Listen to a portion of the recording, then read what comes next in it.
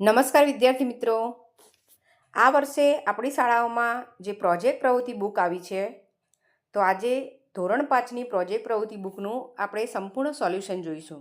તો ચાલો જોઈએ. તો વિડીયોની શરૂઆત આપણે આપણી પ્રોજેક્ટ પ્રવૃત્તિ નંબર 2થી કરીશું, જેનું નામ છે કોનું માપ કેટલું. ઉપર જે બોક્સ આપેલું છે એમાં જુઓ કેટલાક સૂચનો છે કે ઘર તેમજ શાળાના દરવાજા, બારી, ઉમરો, કબાટ, તિજોરી, પેટી વગેરેની લંબાઈ, પહોળાઈ તેમજ ઊંચાઈ ફૂટમાં નોંધો. એ પછી બીજું સૂચન છે કે મીટર પટ્ટીથી કોઈ એક રમતનું મેદાન તૈયાર કરો. પ્લાસ્ટિકની નાની પાઇપ એટલે કે પટ્ટીનો ઉપયોગ કરી ઊંચાઈ માટેનો ચાર્ટ બનાવો.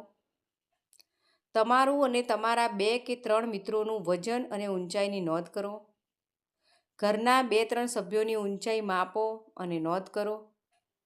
આપણી આ વર્ષે જે 6, 7, 8માં નવી સ્વ-અધ્યયન પોથી આવી છે, જેનો ભાગ 1 અને 2 તેમજ આપણી જે પ્રોજેક્ટ બુક પણ આવી છે, તો આ બધાનું જો તમારે સંપૂર્ણ સોલ્યુશન જોતું હોય તો મારા પારુલ ક્લાસીસ પર તમને એ મળી રહેશે.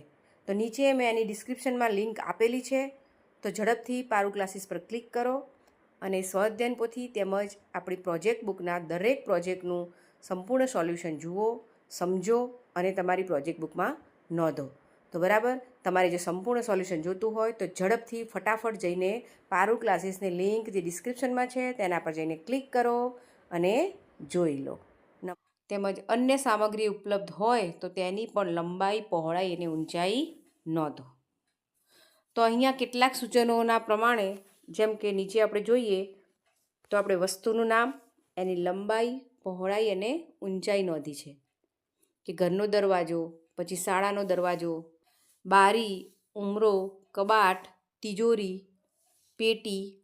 તો આ બધી વસ્તુઓની તમારે લંબાઈ અને પહોળાઈ તેમજ ઊંચાઈ એ માપવાની છે અને ત્યારબાદ તમારા પ્રોજેક્ટ બુકમાં આ રીતે નોંધવાની છે. આગળ જોઈએ આપણે.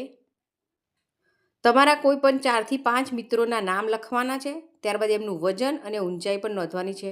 તો જો અહીંયા આપણે 4 મિત્રોના નામ લખ્યા છે. નીરવ, કે જેનું વજન કેટલું છે તો 26 કિલોગ્રામ, ઊંચાઈ તો 115 સેન્ટીમીટર.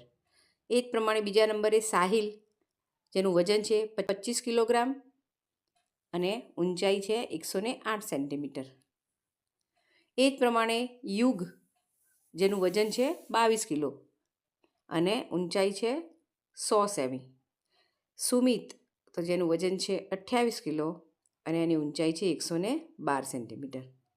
એ જ રીતે આપણે આપણા ઘરના સભ્યોની ઊંચાઈ, જેમ કે મમ્મી, પપ્પા, તમારા ભાઈનું નામ, બહેન, આ રીતે નામ લખવાનું છે અને દરેકની ઊંચાઈ પણ સેન્ટીમીટરમાં નોંધવાની છે. બરાબર.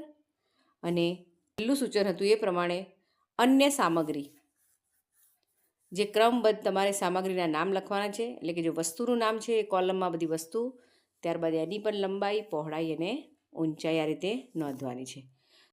અહીંયા મેં બીજી વસ્તુના નામ લખ્યા છે. તમે એના સિવાય કોઈ પણ બીજી વસ્તુઓ પણ લઈ શકો છો, પરંતુ એને પરફેક્ટ તમારે લંબાઈ, પહોળાઈ અને ઊંચાઈ માપીને પછી અહીંયા નોંધ કરવાની છે. તો આ રીતે તમારો પ્રોજેક્ટ પણ અહીંયા પૂર્ણ થાય છે અને નેક્સ્ટ આપણો પ્રોજેક્ટ આપણા નેક્સ્ટ વિડીયોમાં. નમસ્કાર.